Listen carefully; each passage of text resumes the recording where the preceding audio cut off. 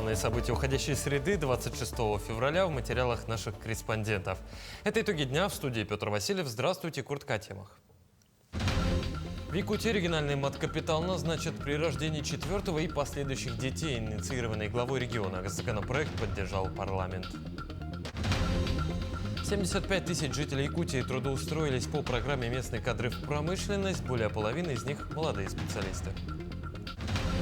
В марте Якутский республиканский мониторинговый центр помощи пропавшим и пострадавшим детям отметит 5-летие со дня своего образования.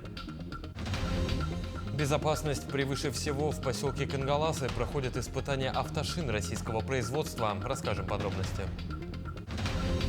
Опера «Страсть и судьба». На сцене театра оперы и балета состоится показ оперы Жоржа Бизе «Кармен».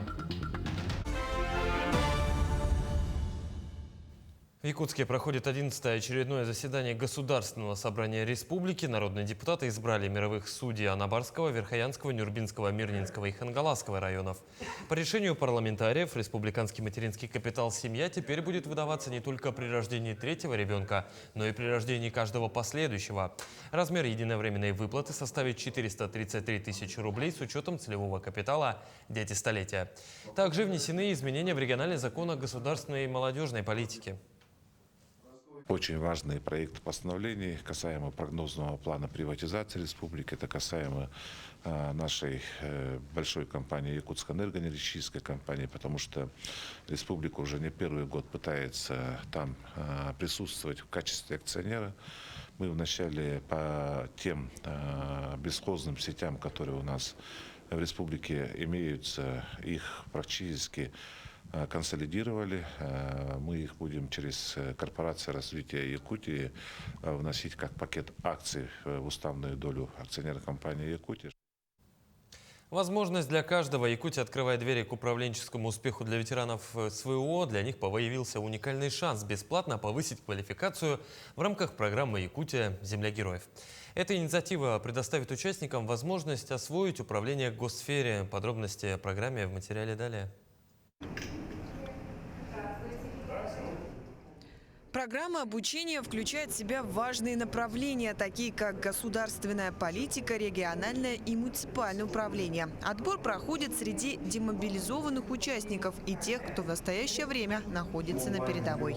Включаем таких людей, отбираем тоже 25 наиболее мотивированных и лучше прошедших оценочные мероприятия, включаем их в резерв для того, чтобы потом, когда произойдет демобилизация, они могли начать обучение, уже не проходя никаких оценочных мероприятий. Таким образом, всего 50 человек мы можем в течение ближайшего месяца отобрать. Участвовать в программе могут граждане России, принимавшие участие в СВО, имеющие среднее, профессиональное или высшее образование. Оцениваются не только знания и компетенции, но и уровень мотивации, что подтверждает пример Николая Потапова, который давно решился на обучение. У меня есть мечта работать в IT-корпорации, возглавить IT-корпорацию. Начал создавать уже сеть IT-компаний и занимаюсь активно этой деятельностью. Но мне не хватает компетенций, то есть мне не хватает базовых знаний, которые должны даваться системным подходом. Наставник и тебе он дает базу, и ты на фундаменте этой базы уже можешь выстраивать опыт своей компании, строить опыт своей компании. Процедура подачи заявки на обучение по программе «Якутия. Земля героев» предельно проста. Участникам необходимо пройти 3 этапа – регистрацию, подтверждение анкеты и написание эссе. Все этапы необходимо завершить до 21 марта. Второй этап – это конкурсный отбор, это тестирование, диагностика управленческого опыта и потенциала. А также после того, как человек пройдет отбор, при успешном отборе он приглашается на очное собеседование. Программа обучения будет проводиться в различных форматах – очные сессии, дистанционные занятия, а также итоговый проект, который выпускники смогут реализовать на своих рабочих местах. Кроме того, участники программы пройдут стажировку продолжительностью 6 недель в органах исполнительной власти и муниципальных образованиях. Дарья Короленкова, Станислав Потапов, Якутск. 75 тысяч жителей Якутии трудоустроились в промышленной компании республики по программе «Местные кадры в промышленность». Более половины из них – молодые специалисты, более 20 тысяч – якутяне из сельской местности. Несомненный лидер по трудоустройству жителей региона – компания «Алроса». Подробности в сюжете далее. Отразить на бумаге все строительство Валроса не проблема, если ты профессионал своего дела. Одна из тех, кто занимается этой документацией в тресте «Алмазтехмонтаж» Айталина Данилова. Айталина родом из сунтарского села Эльгяй. Получать профессию решила в Иркутске, но уже с дипломом на руках захотелось вернуться домой. Так девушка и попала в Алроса. Мы знаем только Алросу компания, потому что мы здесь выросли. Тут работает очень большая команда. Я люблю сама работать в команде, я очень коммуникабельная. Да, мне нравится работать в Алросе. Айталина и еще 6600 якутян получили работу в Алроса в 2024 году. А за 7 лет реализации проекта «Местные кадры в промышленность» частью коллектива стали 22 тысячи жителей Якутии. Более половины – молодые специалисты. Еще 8 тысяч работают вахтовым методом или на сезонных работах. Ежегодно у нас лидирующая компания, которая действительно трудоустраивает очень много местного населения и делает приоритет на наших жителей. Это компания «Алроса». Что входило в проект? Это организация стажировок, это организация обучения сотрудников. То есть это создание условий для того, чтобы наши местные жители могли закрепляться в компании, могли комфортно работать там и получать достойную заработную плату. Больше всего якутян трудоустроились на горно-обогатительные комбинаты Алроса. Местные кадры работают водителями на перевозке алмазоносной руды, машинистами бульдозеров, экскаваторов и буровых установок, горнорабочими. При этом каждый сотрудник Алроса может подняться по карьерной лестнице. На данный момент в должности заместителя главного инженера я курирую участок номер 22. Это участок собственного производства. Мы занимаемся обеспечением металлопродукцией, бетонной продукцией, сборным железобетоном и строительными материалами, инертные материалы. Это песок, щебень. Обеспечиваем стройиндустрию компании «Алроса», ну и в принципе объектов города Мирный. Для новых сотрудников организуют стажировки и обучают. Специалистов поддерживают в начале профессионального пути через различные программы для легкой адаптации. Анна Винокурова, Вероника Таюрская, Иван Семенов, медиакомпания «Алмазный край». Сегодня в историко-краеведческом музее города Ленска состоялась торжественная церемония вручения ордена мужества Евгению Кагирову, погибшему в ходе специальной военной операции. Молодой человек ушел в зону СВО добровольцем. В феврале 2024 года воевал в составе воинской части. Был старшим механиком-водителем танкового взвода танковой роты. Погиб Евгений 21 апреля 2024 при выполнении воинского долга в районе Новомихайловки. В этот день боец вышел со своими боевыми товарищами на задание. Был ранен, забравшись под танк, перевязал сам себе раны, но эвакуировать его так и не смогли. В день смерти героя Новомихайловку освободили. Евгению было всего 30. Евгений настоящий герой, который отдал самое дорогое, что у него было, это свою жизнь. За нашу Родину, за нашу свободу, за то, чтобы наши дети росли под мирным небом над головой. Имя Евгения войдет в историю Ленского района, в историю нашей республики и нашей страны. Мы с вами должны из поколения в поколение передавать память о его подвиге.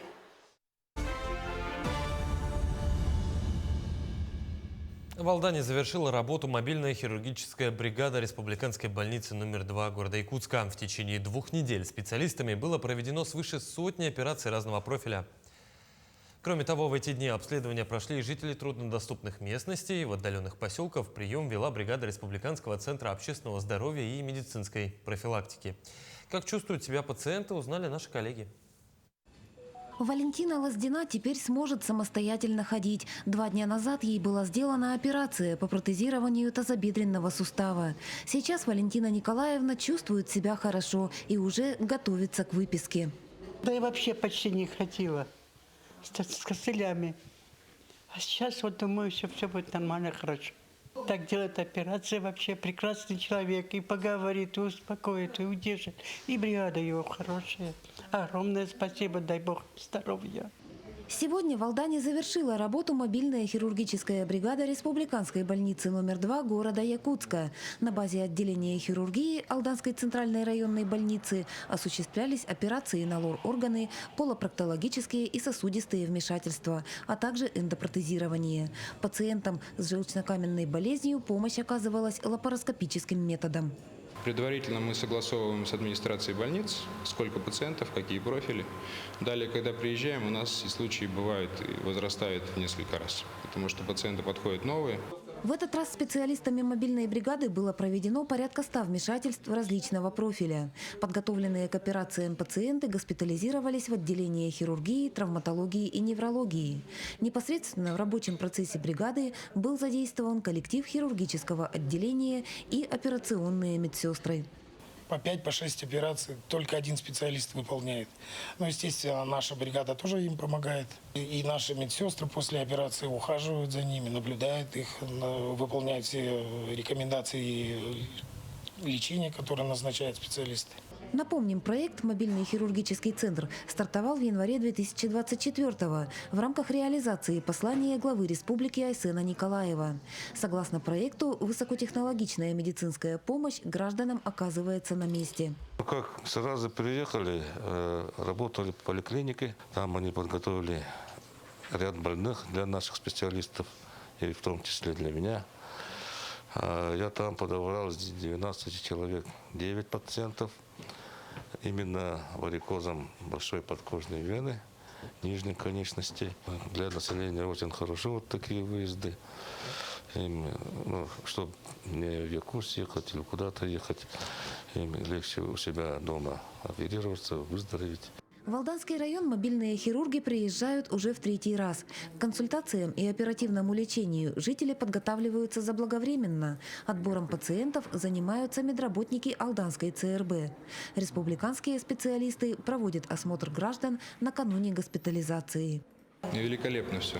Дело в том, что сейчас по районам, особенно если мы выезжаем куда-то не первый раз, то в этом отношении уже все на автомате. Очень хорошо взаимодействие в Алданской районной больнице, взаимодействие поликлиники стационара. Очень хорошо, приветливо нас встретили. Идут навстречу по поводу обследования пациентов, какого-то размещения и так далее. Алданцы высоко оценивают возможность получить высокотехнологичную помощь, не выезжая из дома. Мобильные бригады комплектуются в соответствии с потребностями отдельно взятого района. В перспективе состав выездного коллектива может быть расширен. Сейчас идет отработка моментов еще амбулаторного приема узкими специалистами, как неврологи, кардиологи, гинекологи и другого профиля, которые больше будут консультировать население. Это очень актуально, особенно в районах, которые удалены, где есть нехватка специалистов. В случае, если согласование с Министерством ИТФОМС пройдет нормально, то наша бригада будет расширена еще консультантами и диагностами. Оперативные вмешательства в Алдане мобильные хирурги проводили в течение 2 недель. В эти дни в районе работала еще одна медицинская бригада. Специалисты Центра мобильных бригад Республиканского центра общественного здоровья и медицинской профилактики обследовали жителей отдаленных и труднодоступных поселков Чегды, Кутаны и Угаяна. Татьяна Вахнина, Сергей Шипачев, Александр Лукин, Алданский район. В Якутии продолжается набор участников на федеральную программу подготовки управленческих кадров «Муравьев-Амурский 2030». Этот масштабный образовательный проект направлен на выявление и развитие молодых лидеров, готовых внести вклад в социально-экономическое развитие регионов Дальнего Востока и всей России. Программа представляет участникам уникальные возможности для обучения, стажировок, взаимодействия с ведущими экспертами и практиками в области госуправления, экономики, бизнеса и социальных инициатив. Это не просто образовательный курс, это реальный шанс для молодых специалистов заявить о себе, получить ценный управленческий опыт и внести свой вклад в развитие региона. Безопасность превыше всего. В поселке Кангаласы проходят испытания автошин российского производства.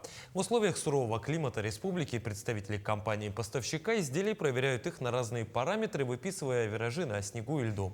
Моя коллега Вероника Таюрская отправилась следить за кульбитами водителей. На испытательном полигоне автодорожного факультета СВФУ имени Максима Кировича Амосова с 2012 года проводятся проверки автошин мировых и российских производителей. Выбранные площадки отвечают всем экологическим требованиям и требованиям испытателей. Готовим каждый раз по требованиям наших клиентов разной конфигурации длины автомобильные треки, снеговыми покрытиями и ледовыми покрытиями. Это делается всегда по требованию наших клиентов, и конфигурация, форма испытательных треков, и они всегда должны отвечать к стандартам европейским для испытаний автомобильных шин. В условиях сурового климата республики в течение 5 дней представители компании-поставщика проверяют маневры, скольжение, цепкость, функционал и другие характеристики своих изделий. Российским изделиям ничего не страшно. Крутые повороты не помеха нашим российским отечественным автошинам. Прямо сейчас мы выполняем внутри машины крутые маневры, которые показывают, на что способны российские автошины.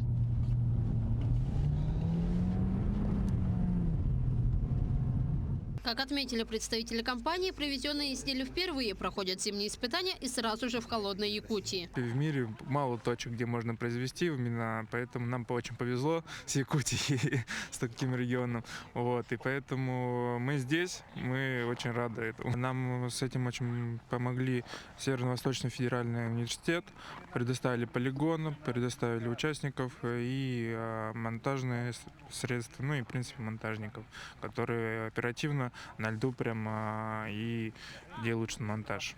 Для испытаний было проведено 8 комплектов шипованных шин для легковых автомобилей. Их проверяют как в снежных полях, так и на льду. Это бренды, которые очень популярны в России. Многие из них привезены из Азии.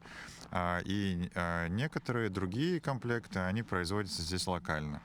В частности, все комплекты шин очень примечательные. Это довольно известные бренды, которые российские автолюбители, часть из них, они очень популярны и используются уже очень давно. Как отметили испытатели, пока рано говорить об окончательных итогах, но все 8 комплектов уже показали себя в деле. Все шины отличаются. Как раз таки испытываем их по времени, по ощущениям. На льду, на снегу, разные показывают, конечно, результаты. Испытательный полигон СВФУ, признанный лучшим в 2023 году, востребован среди производителей и поставщиков автошин. Его местонахождение вблизи города Втора-Якутия отвечает не только всем экологическим требованиям, но и безопасности испытаний. Вероника Таюрская, Станислав Потапов, Кангаласы. В марте этого года Якутский республиканский мониторинговый центр помощи пропавшим и пострадавшим детям отметит 5 лет со дня своего образования. За это время была проделана большая работа по спасению и поиску людей. Волонтеры центра работают и днем, и ночью, и летом, и зимой. Поисковый отряд состоит из нескольких групп, одна из которых – это группа информационного сопровождения, занимающаяся сбором необходимых данных. Представители ведут поиск от начала и до конца, встречаются с пострадавшими, принимают решение о том, как организовать работу и какие задействовать средства, чтобы как можно быстрее найти пропавшего человека. 85%, 90% закрываются путем инфосопровождения, даже не без выхода на физический поиск. Вы наверняка сами в городе видели, у нас проходят ориентировки, пошли по статусам, по соцсетям.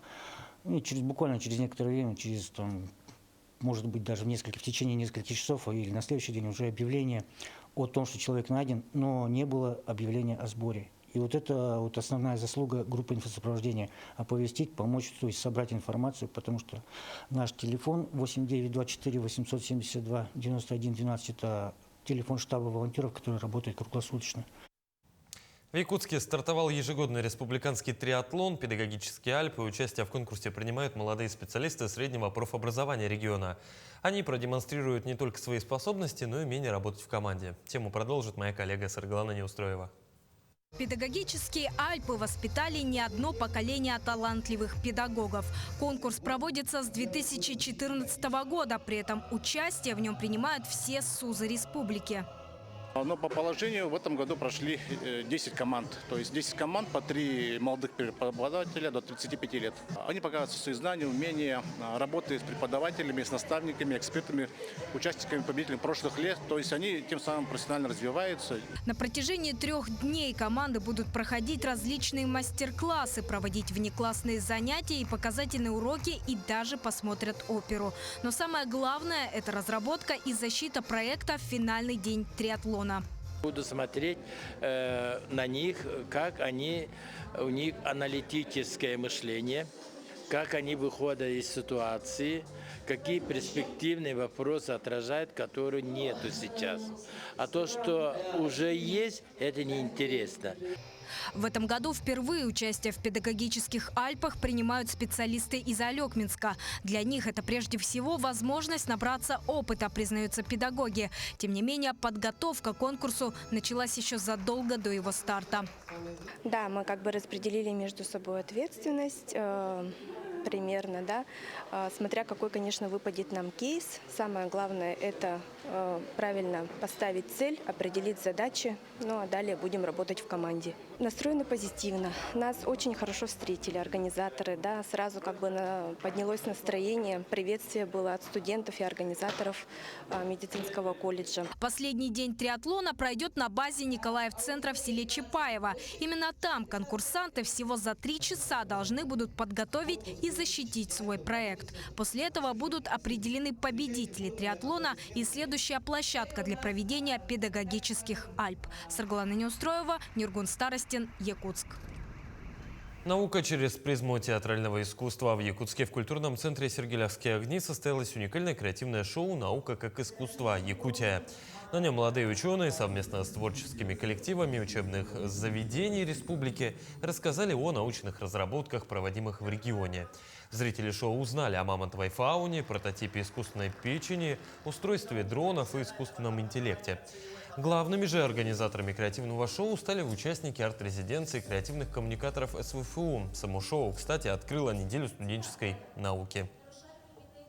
Креативное шоу «Наука как искусство в Якутии» – это первый подобный формат, который мы реализуем в Якутии в рамках инициативы «Наука как искусство. Десятилетие науки и технологий в Российской Федерации».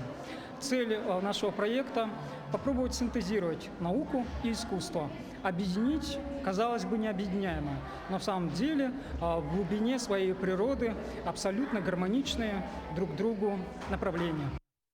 27 февраля на сцене Якутского театра оперы и балета состоится показ оперы Жоржа Бизе «Кармен».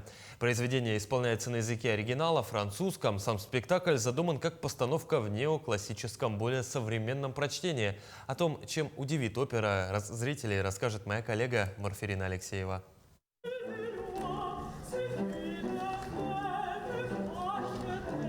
Страсти на сцене будут кипеть нешуточные. Артистам предстоит показать целый спектр чувств. От любви до ненависти. Остаться равнодушным к постановке точно не получится. Сам Хозе и сама Кармен, какие они противоположные личности. А музыка говорит о свободе личности. Все художники в основном греются от того, что вот именно Кармен воспевает свободу человеческой личности. Как отмечают артисты, опера отличается от классического прочтения «Кармен». К примеру, активно задействован хор. Он сопровождает спектакль почти во всех действиях. Артисты одновременно поют, играют и танцуют. Более 50 оперных артистов наполняют сцену, задают настроение, атмосферу и транслируют задумку постановщиков. Мы всегда поем все оперы на итальянском языке, а тут мы начали учить на французском. Для нас это было очень сложно, во-первых. Без хора нет оперы. Сейчас у меня в хоре появились очень красивые парни, девушки. Они несут красоту, начиная от себя. Это же театр. Красота же должна все-таки в первую очередь. Роль Кармен играет Екатерина Корякина. Хозе исполняет заслуженный артист Республики Калмыкия, ведущий солист приморской сцены Мариинского театра Мингиян Оджаев. Он отметил, что в постановке много танцев, балета. Тут очень много балета. Работает балет. И у солистов тоже очень много каких-то стоп-кадров, каких-то поз там. Да, и вот это, думаю, необычно.